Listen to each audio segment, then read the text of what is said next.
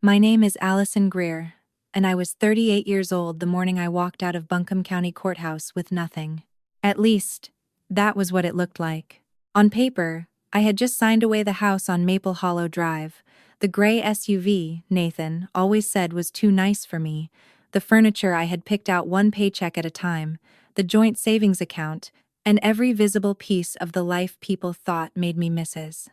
Voss. My hands were empty, except for my purse, a folder, and the small brass key to my office pressed so hard into my palm it left a mark.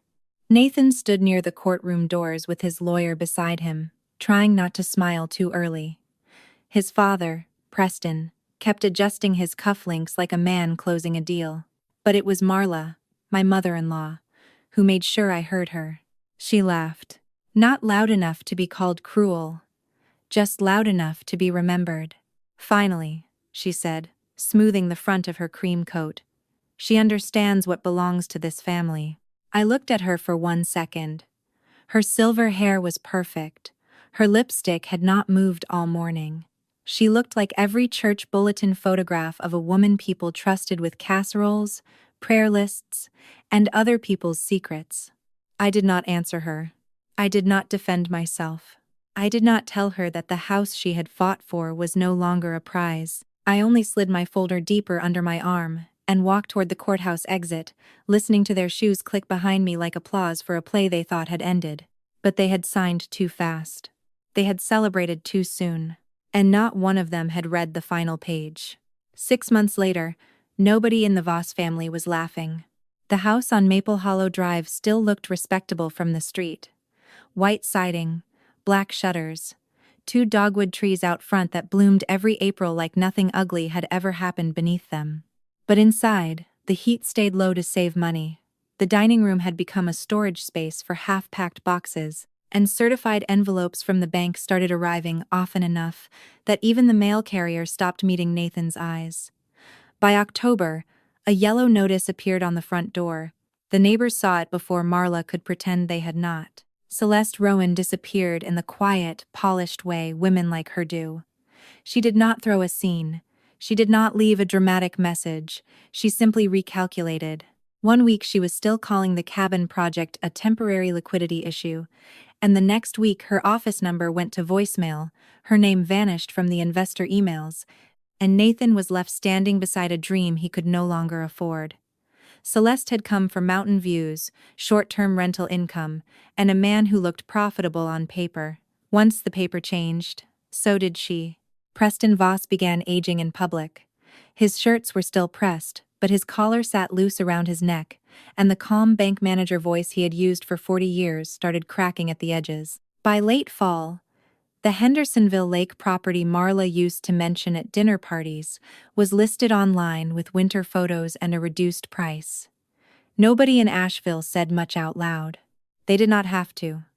Small communities can build an entire story from one listing, one missed payment, and one empty chair at church. And Marla lost the thing she cared about most. Not the money first. The reputation. The church ladies still smiled, but they no longer leaned in when she lowered her voice.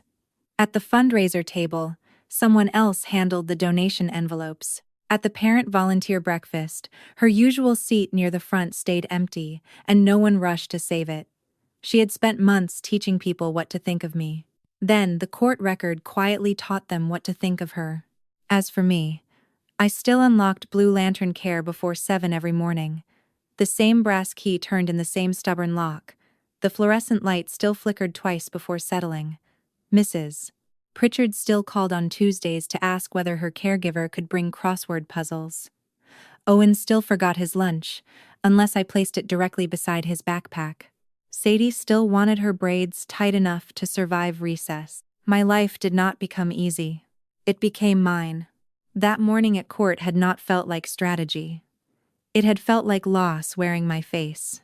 To explain how I got there, I have to go back before the courthouse, before Nathan learned to say fair share with another woman's hand on his arm, before the final page saved me. I have to start with my father. Please subscribe to support the channel. I bet your phone battery is at 78% right now, right? If that's true, type 1. If not, type 2. Let's see whether I got it right. All right, enough talking, let's begin the story. My father, Raymond Greer, was not the kind of man people noticed when he entered a room. He wore work shirts with his name stitched over the pocket, kept electrical tape wrapped around 2 fingers when he was on a job, and came home most evenings smelling like copper wire, machine oil, and wintergreen mints.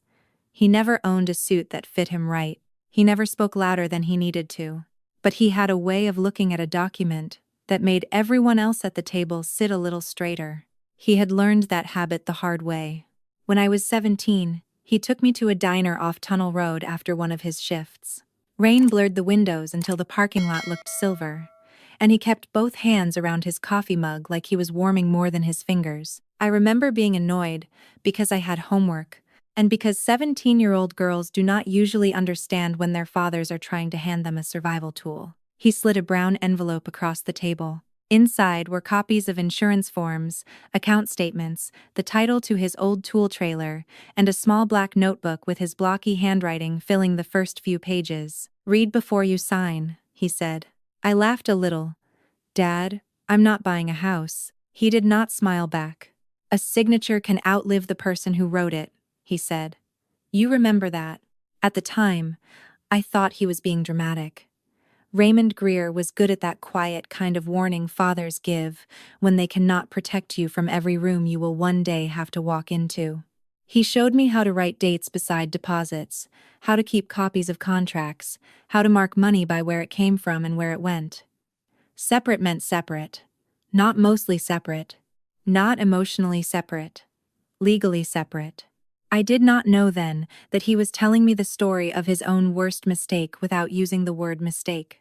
Years before I was born, he had trusted a partner on a handshake and lost a small electrical contracting business he had helped build.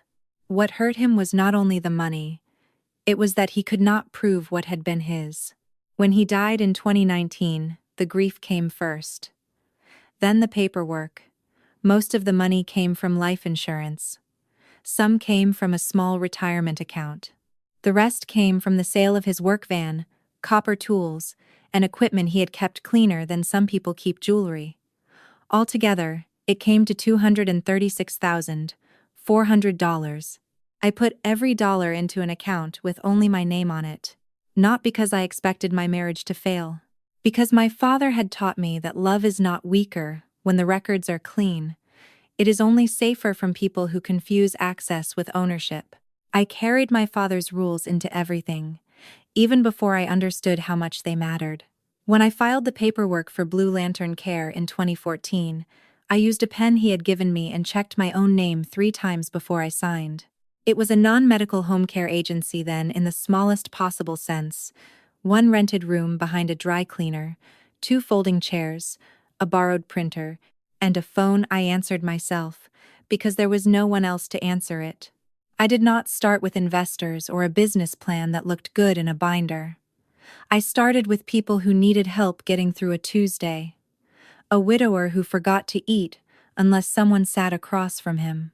A retired librarian whose daughter lived in Raleigh and cried the first time I told her we could cover evenings.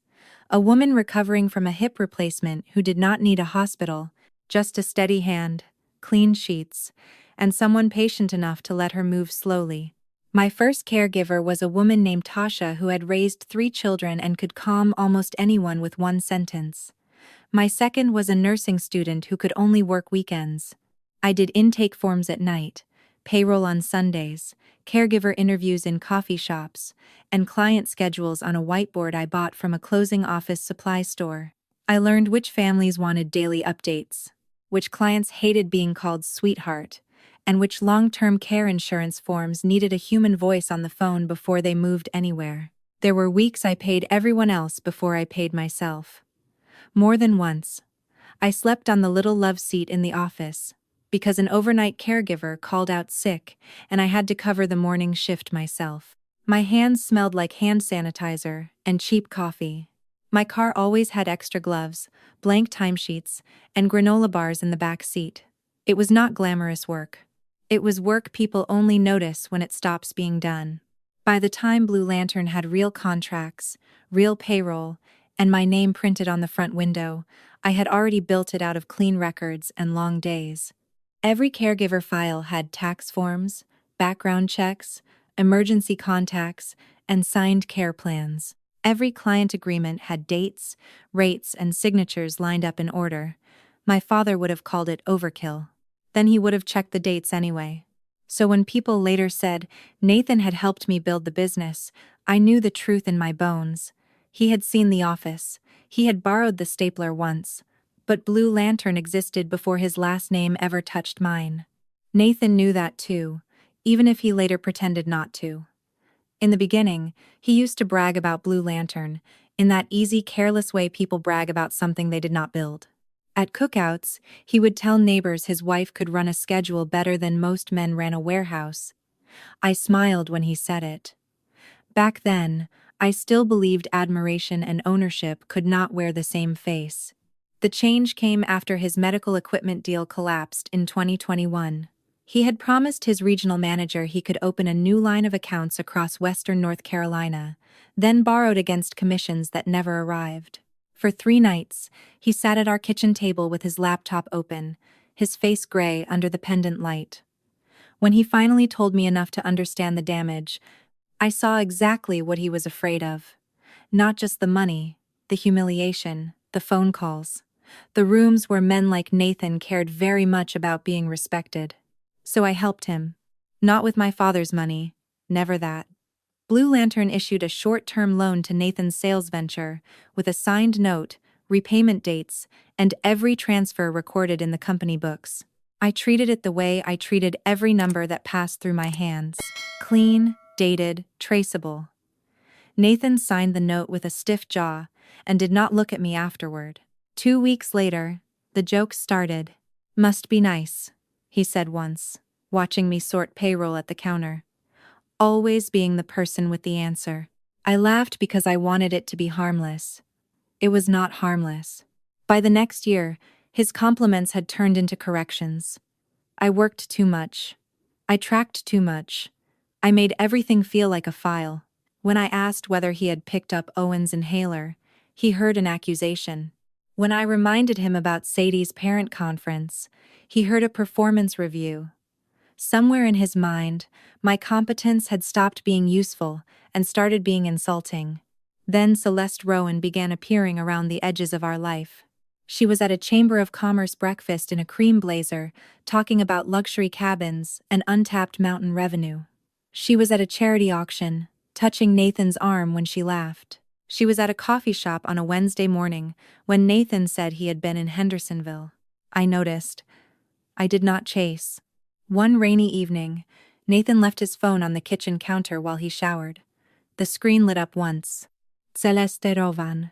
The preview was short enough to read before I could look away. Find out if Blue Lantern is really hers before we file.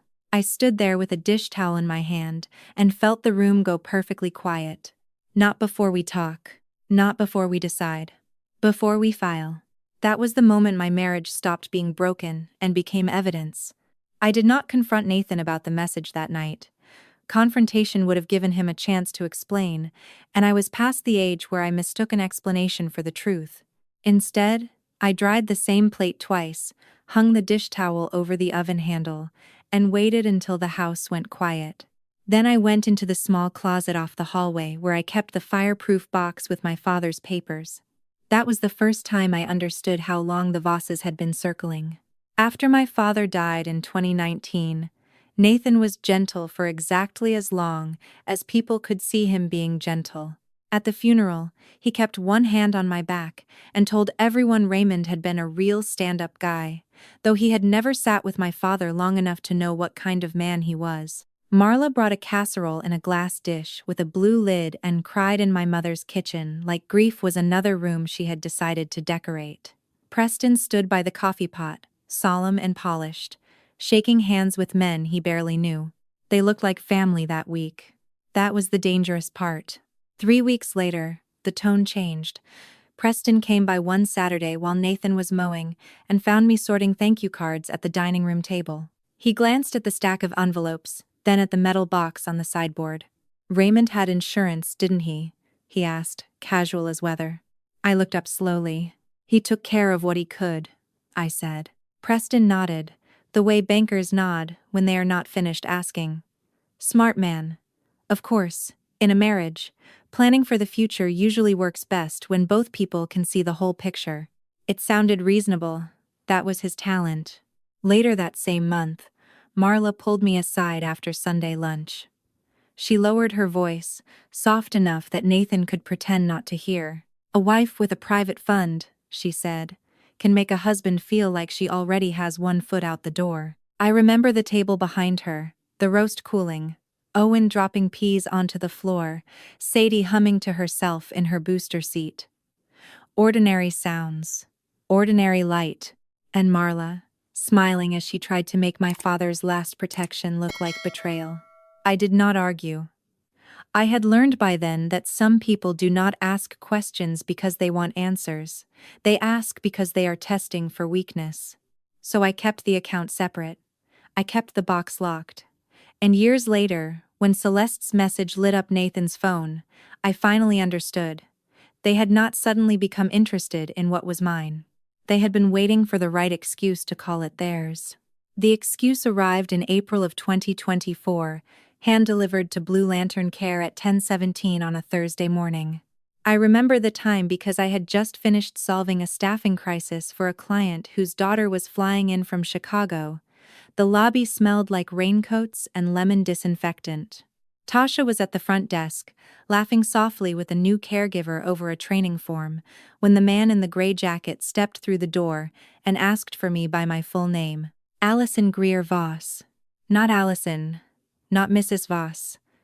All three names, spoken like a label on a file. He handed me the envelope, asked me to confirm receipt, and left before the door had fully stopped swinging. Tasha's smile disappeared. I carried the envelope into my office and closed the door. Nathan was filing for divorce. He wanted the house on Maple Hollow Drive. He wanted the SUV. He wanted primary custody of Owen and Sadie.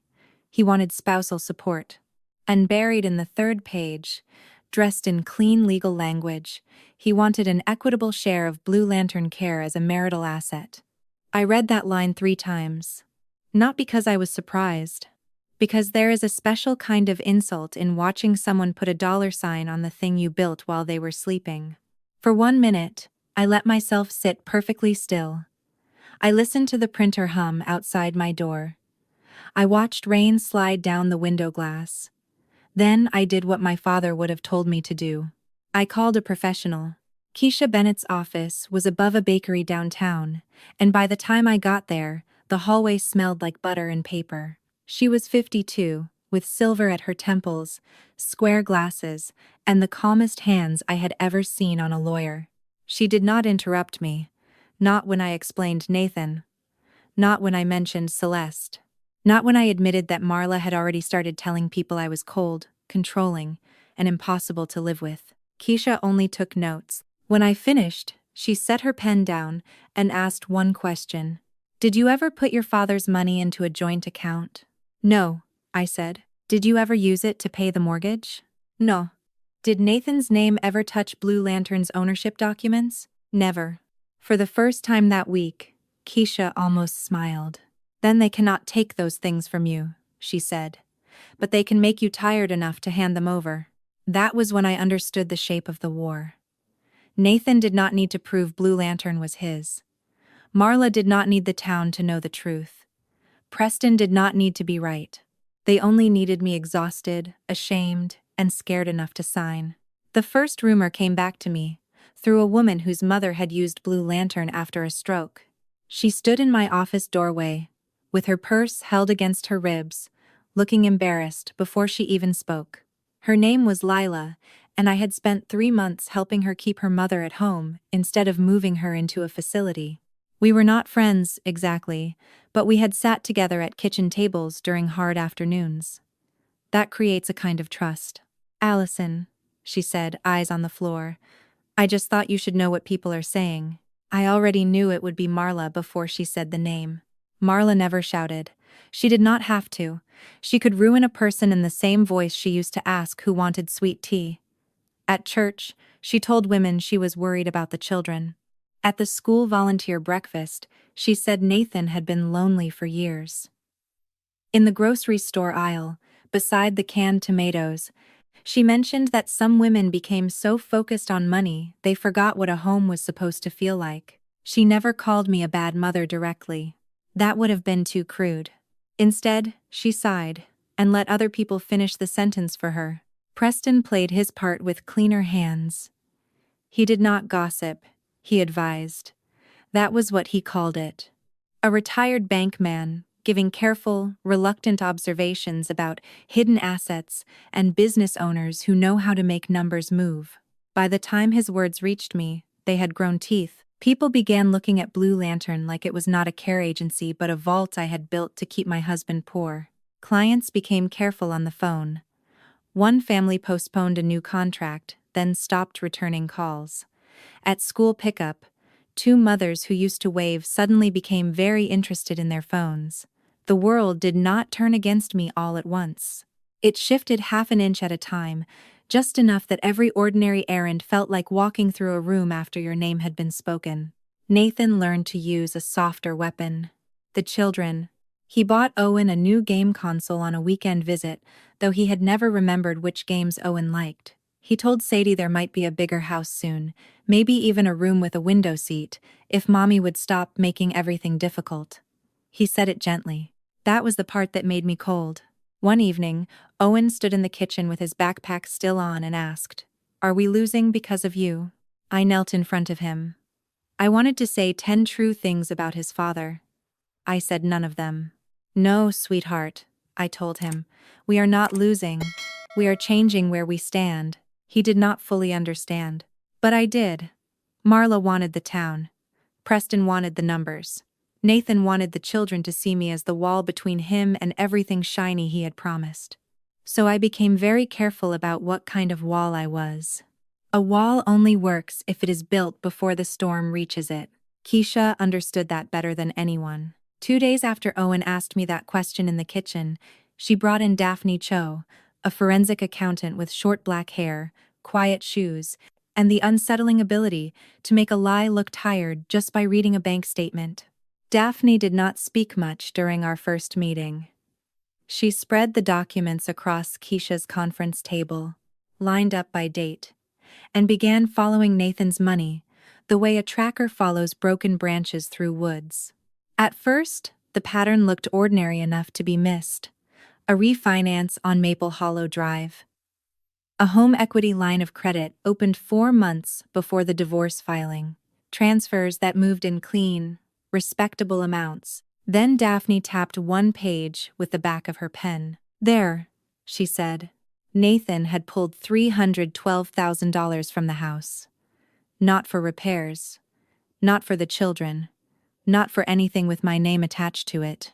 The money had gone into an account connected to Celeste Rowan's cabin project, a collection of short-term rentals in the mountains that looked beautiful in photographs and rotten underneath. Then came another document. A $148,000 business line of credit, signed by Nathan, guaranteed personally, and tied to the same project. I remember staring at the numbers and feeling no surprise. That was what frightened me. Somewhere inside, I had already known the shape of his greed. I had only been waiting for the paper to draw it clearly. But Daphne was not finished. She turned to the back of the loan package, past the glossy projections, past the signatures Nathan had probably made with a grin, past the pages Celeste would have pointed to while talking about future revenue. The last page was plain, almost ugly. No logo. No big heading meant to impress anyone. Just a schedule. Schedule D, assumption of secured debt. Keisha leaned closer. I did too. The language was small, but not unclear. Whoever assumed ownership of the secured property assumed the obligations attached to it. The HELOC, the lien, the business line tied through Nathan's guarantee, and all related debt secured against Maple Hollow Drive. For several seconds, nobody spoke. Then Keisha sat back and looked at me in a way that made the air change. "They are fighting for the anchor," she said. "The question is whether you are willing to let go of the rope." That night, I took the copies to my mother's kitchen. Elaine read the final page twice, then closed her eyes like she was hearing my father's voice through the paper. When she opened them, she did not tell me to fight harder. She said, "Then let them have it." The morning of the hearing, my mother drove me to the courthouse because she said my hands needed to be free. I did not argue. I sat in the passenger seat with the folder on my lap, feeling the weight of every certified copy, every bank record, every signature my father would have checked twice. Elaine kept both hands on the wheel and said almost nothing until we reached the parking garage. Then she looked at me and said, "Remember, Allison, giving something away is not the same as losing it." I carried that sentence into the courthouse. The hallway outside the courtroom smelled like floor wax, damp wool coats, and burnt coffee from a vending machine somewhere around the corner. Nathan was already there in a navy suit he had bought during the year he decided appearances could replace character. Preston stood beside him, reading through a folder with the calm expression of a man who believed paper always favored people like him. Marla wore cream, of course. Soft, expensive, innocent cream. Celeste sat 2 rows away, scrolling on her phone as if she had only come to observe a business meeting. When Marla saw me, her eyes moved from my dress, to my folder, to my face. She gave me a small smile. Not warm. Prepared. Keisha touched my elbow once before we went in. "Low voice," she said. "Steady hands. Let them ask for what they came to get." Inside, the room felt colder than it should have. I sat at the table beside Keisha and placed my hands flat in my lap. Across the aisle, Nathan leaned toward his lawyer, whispering with the kind of confidence that comes from not understanding the numbers under your own name. The judge began with the marital residence. Nathan's attorney stood, ready to argue. He had pages prepared. I could see the yellow tabs sticking out from the file. Keisha rose before he finished his first sentence. "Your Honor," she said, calm enough to make the room lean in. "My client does not contest Mr. Voss receiving full interest in the Maple Hollow Drive property." Nathan's lawyer stopped. For one thin second, nobody knew what to do with the absence of a fight. Then Preston looked at Nathan. Nathan looked at Marla. Marla's smile widened. We moved through the list: the SUV, the furniture, the joint account, the appliances, the contents of the house. I agreed to all of it. Keisha's voice stayed level. Mine was barely needed, except where a yes had to be spoken, or a signature had to be placed. Marla leaned back, as if the room had finally arranged itself properly. I signed the last page they handed me without looking at her. Not because I had not read it, because I had. That was the part the Vosses never understood. Reading the last page is not fear. Sometimes it is the only reason your hand stays steady. After the property list was finished, Nathan sat back like a man who had survived the worst of it. Marla's shoulders softened. Preston removed his glasses and cleaned them with a folded cloth, slow and satisfied. Even Celeste looked up from her phone long enough to give Nathan a small, approving smile.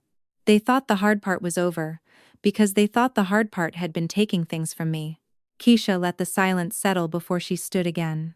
"Your Honor, before the agreement is finalized, we need to enter the supporting financial documents into the record." Nathan's lawyer frowned, but he did not object quickly enough. Keisha began with my father's account. Certified deposit history, insurance distribution, retirement transfer, sale receipts from Raymond's work van and tools. Every dollar traced from his estate into an account with only my name on it. No mortgage payment.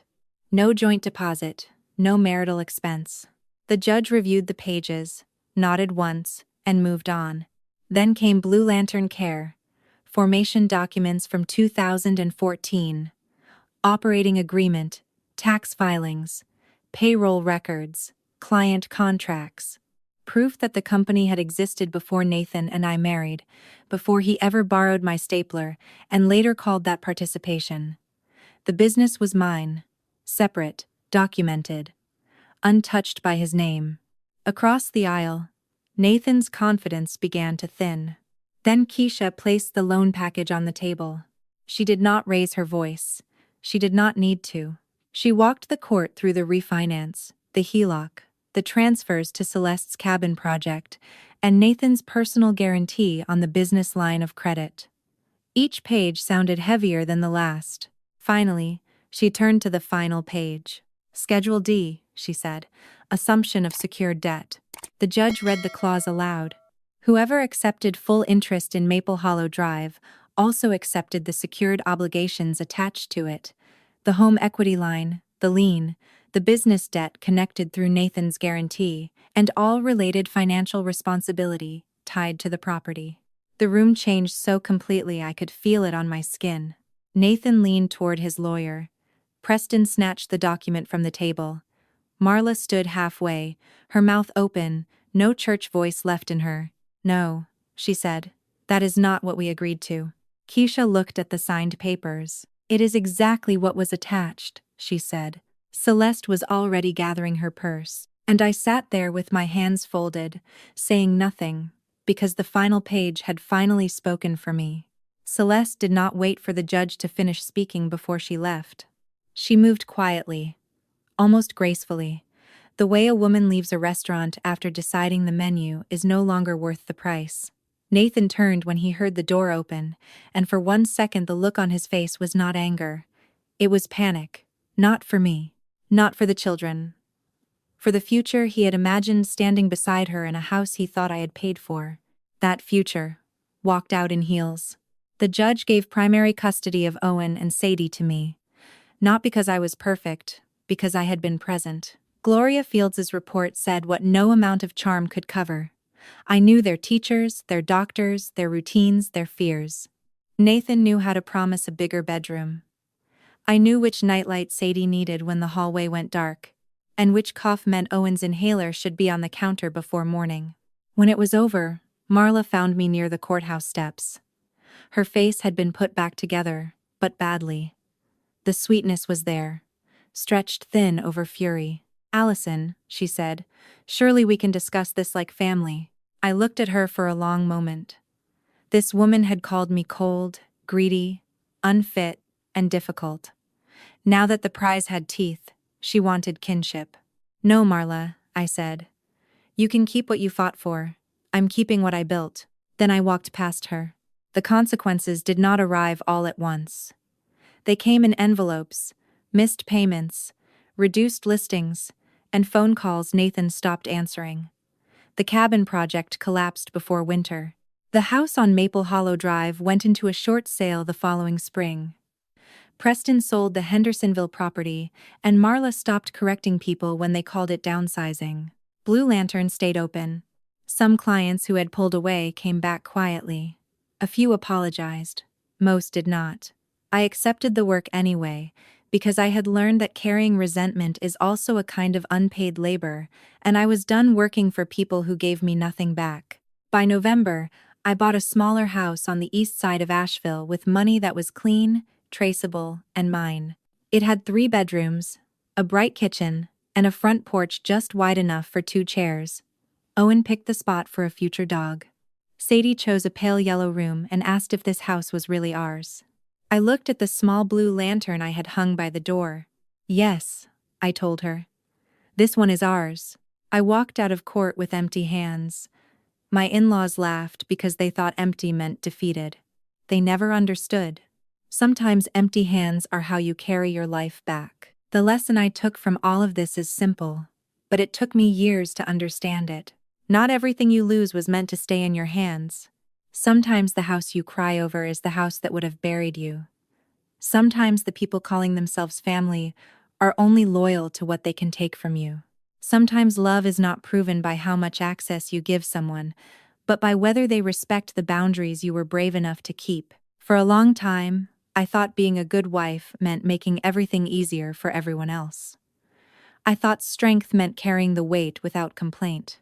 I thought peace meant staying quiet, smoothing things over, explaining less, forgiving faster, and pretending not to notice when people confused my patience with permission. But life has a way of teaching the same lesson until we finally listen. Family should never require you to erase yourself. Love should never ask you to sign away your safety. And loyalty should never mean handing your future to people who would not even read the final page before celebrating your pain. What saved me was not revenge. It was not anger.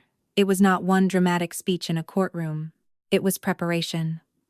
It was patience. It was the quiet discipline of keeping what mattered clear. My father's records. My own name. My business. My children's stability. My right to walk away from something heavy, even when other people thought they had forced me to drop it. That is resilience. Not looking untouched. Not pretending it did not hurt. Resilience is standing in the wreckage and still knowing which pieces are yours to rebuild with. So, if you are listening to this, and you have ever been called cold for protecting yourself, difficult for setting boundaries, or selfish for refusing to be used, I hope you remember this. Empty hands do not always mean defeat. Sometimes they mean you finally stopped carrying what was never yours. Now I would love to hear from you. What part of Allison's story stayed with you the most? Have you ever had to walk away from something people thought you should fight for? Leave your thoughts in the comments. And if this story meant something to you, please like, subscribe, and share it with someone who needs to remember their life is still theirs to keep.